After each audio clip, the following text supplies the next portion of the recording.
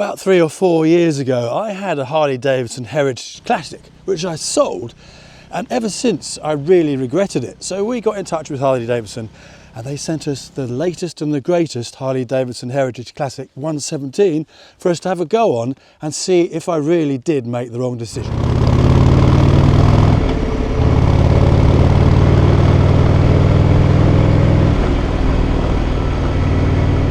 Jumped back onto this bike, it felt like going back in time to what it was like when I was riding my own Heritage Classic.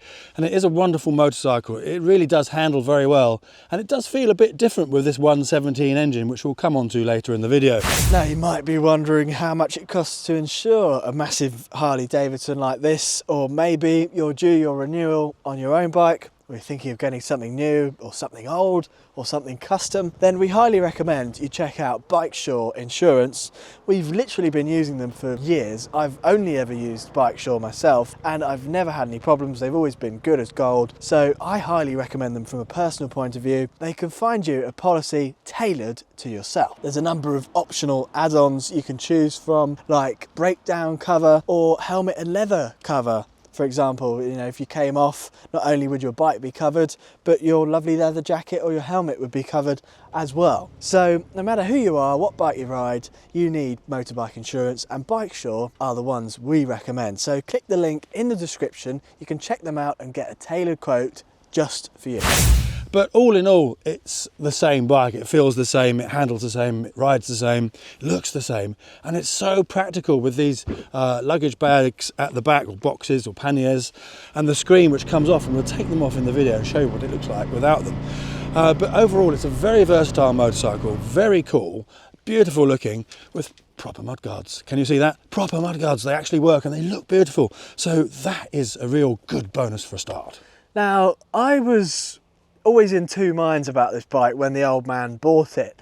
At the time, I was about 14 years old or 15 years old when he bought this bike, and I didn't like it at all to start with, and my opinion changed of it. But what changed my mind completely was seeing this bike without the front screen on and without these panniers, because then you get to see the real beauty of this motorcycle. It's an absolute stunner. It's very similar in style to the old Deluxe, which they discontinued, but with these mini 8-hanger bars. So if anything, it looks cooler than the Deluxe. And then once you take the screen off, you get to see those beautiful front forks in all their glory and this lovely rear mudguard. So it really is a stunning bike. So we will show you what it looks like without these on, because you won't believe the transformation.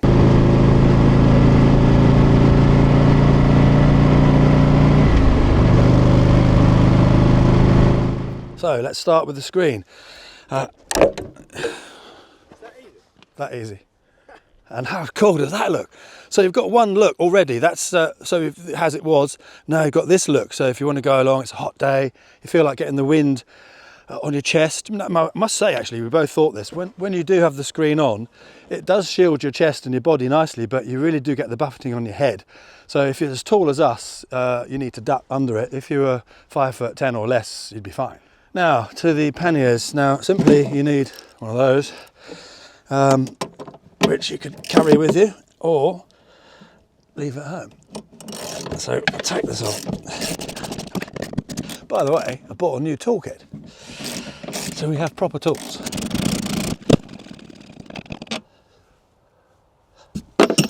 Two of those. Well, it's not quick, but relatively, but it's not hard. So if you're going to do this, you've got to decide in advance that you want it like that before you go out. Now, ready, it's going to come off now. Now, I don't want to lose these little spacers, so don't do this near a drain or a manhole cover. You can't. Oh, dropped it. Right, so basically, it's a little thing there, and it's off, look. So that's not too hard. Now let's find the spacer. There it is.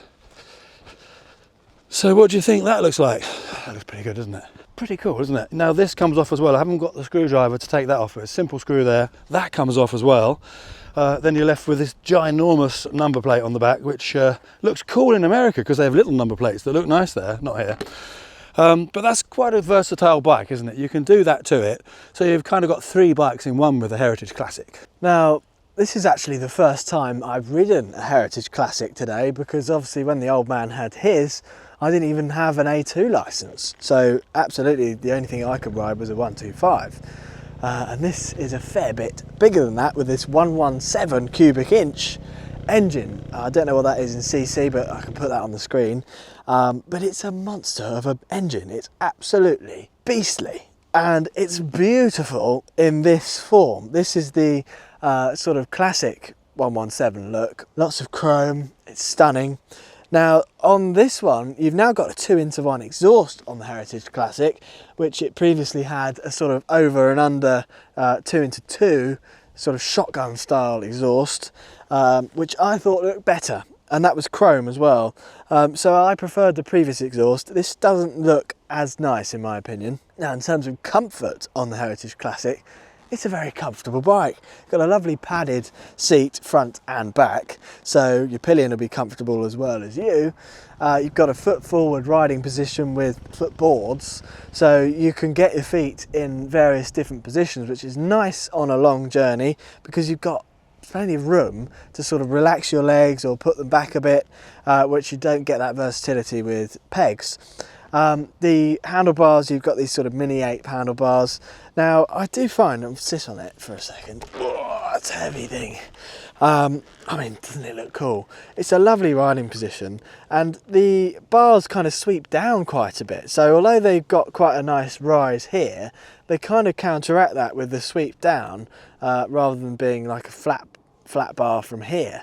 So I think actually, for me, if they were more sort of swept outwards like that, I would sort of sit with my back straighter. So I find myself slouching a bit with the bars like this, because you kind of feel more comfortable once you're slouching, which I think, you know, changing the bars would make a difference. But if you're shorter than me, that probably won't be a problem for you.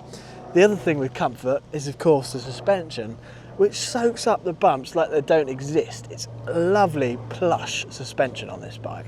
Now, before I make the decision of whether I do regret it or not, we'll come to that, let's do a quick front to back. Now, as I said at the beginning, perfect mudguards, metal, they work beautifully, flawlessly, and they look super cool. Love them. The size, the diameter of the wheels gives you that lovely handling. This does handle nicely. It's one of the best handling Softails out there.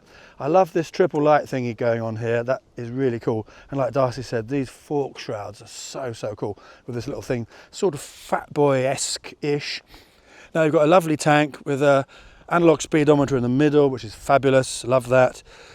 Beautiful looking engine. Exhaust Darcy's spoken about. Brakes and gear change are very positive. You get that lovely clunky gear change on a Harley, which we love. Super comfortable seat. Like I say, yeah, I feel a little bit of lower back, sort of squishy posture thing. So you could change the seat and probably sort that out. It depends on your size and shape and height and all that sort of thing. The rear seat is very comfortable on this.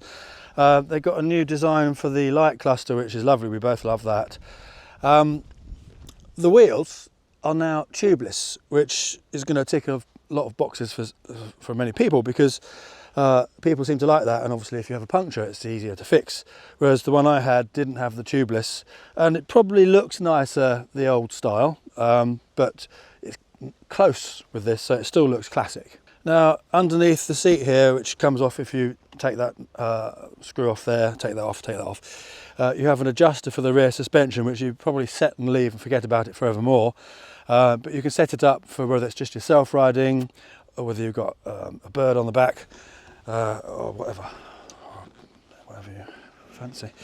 That's the rear seat, and it's quite a nice, comfortable seat, I know from experience, so no problems with that. And you've got a little strap there to hold on to for dear life, because this is a fast motorcycle. On the Harley-Davidson Heritage Classic, you now have the 117 engine, as we said, which is nearly 2 litres. Crazy, isn't it? It comes in 3 tune levels. This is the lower of the 3. It's called the Classic. You've got the high output with the Lowrider S, and then you've got the medium one, which is the custom on the Breakout. And they're all kind of mental, but this is the most subdued mentalness of them all. I probably prefer the 114 if I'm honest, because it's more mellow but meaty all the way through the rev range. It's got a very flat torque curve. Now, do you know that the torque peaks at 2,750 RPM? Imagine that for a second, 156 Newton meters of torque, which is monstrous. That low down in the rev range. Until you've ridden a torquey bike, you won't know what that feels like. You have no idea, because it's so meaty right from nothing. A lot of bikes you have to rev right up into the top of the rev range to get the peak torque. This is right at the bottom. It's fabulous. So until you've ridden one, you won't know. Now, I think the Heritage Classic is going to be one that the Harley haters hate more than ever, because it looks like a very traditional Harley-Davidson, but it's got so much grunt and the handling is so good that it's going to annoy anyone who hates Harley-Davidsons because of how blimmin' good it is. So you might not believe what I'm saying, but I would definitely recommend to anyone who's got a sort of disdain towards Harley-Davidson, whether it's this one or any of the models, any of the Softails, go to a dealer and take one for a test ride, because trust me, there's something about a Harley that cannot be matched by any other motorcycle. The feeling of a V-twin with all that torque is tremendous, and this bike really hides its weight as well. You know, they are big heavy bikes, but as soon as you get above 10 miles an hour you don't notice that at all, and this changes direction ever so easily, and it's so much fun in the country lanes, which you wouldn't expect of a big heavy cruiser, but it really is. So if you don't agree with me, I highly recommend you go to a dealer, take one for a test ride, and then come back to the comments section and tell me if you were right or wrong. Now, coming on to the point of the video, really, as I said, I regretted selling my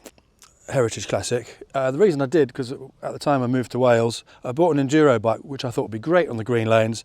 I thought, I'm not going to ride the Heritage very much, so I sold it.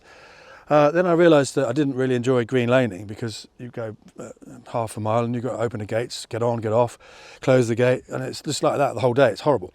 So I didn't enjoy that, and then I thought, oh, why did I sell it? Then I bought a BMW R18, and I kept that for 3 years, only really because it depreciated so much that selling it was just going to lose a load of money, and I sold that this year and lost a load of money. And I don't regret selling the R18. As good as it is, it does have its flaws. It's got those massive cylinders, which is kind of cool, but at the same time very impractical. And when you have a BMW R18, you kind of kid yourself, you block those bits out of your head, you think, no, it's a perfect bike, but it does have its flaws. Whereas Harley-Davidsons are the ultimate cruisers. They don't have the flaws. They're bloody perfect. And I still kind of regret it. But I think for me now, if I was going to buy a Harley-Davidson after having ridden quite a few of them recently, for me the Breakout is the one for me. But it's horses for courses. It depends on your needs. If I wanted to go on longer distances, then this is a great bike, which is very versatile. And of course, if touring is your only thing, then you want to get one of the touring Harley-Davidsons, because they're just so comfortable just sitting on the motorways all day long. This is sort of a bit of both. So yes, I do regret it, and as I said, I think if it's going to be a Breakout, if it is for me, but there we are. It's difficult, isn't it? What a horrible problem to have.